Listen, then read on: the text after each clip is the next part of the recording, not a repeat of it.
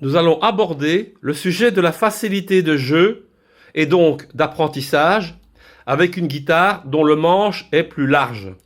Prenons cette guitare classique avec des cordes nylon, utilisées de façon standard lorsque l'on débute.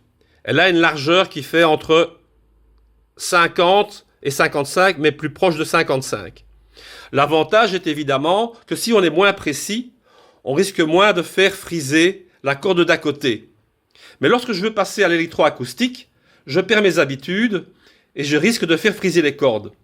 Avec cette guitare-ci, qui est une 12 cordes, on constate que le manche est à peine moins large que la classique, entre 50 et 55 également. Par contre, si je prends cette guitare électrique, le manche est beaucoup plus étroit. L'avantage d'un manche étroit, c'est évidemment la souplesse et la vitesse de jeu, la fluidité. Si je prends cette guitare 3/4 prévue pour l'apprentissage des adolescents, eh bien, on constate qu'elle fait à peine plus de 40 mm. Ça fonctionne très bien pour les doigts enfants, évidemment, mais si on a de gros doigts, comme des adultes, ou bien on a de gros doigts tout court d'ailleurs, eh bien, c'est beaucoup moins facile. On risque de faire friser la corde d'à côté. Si je prends cette guitare d'apprentissage, maintenant, électronique, eh bien, ils ont compris ça, et ils ont fait un manche plus large.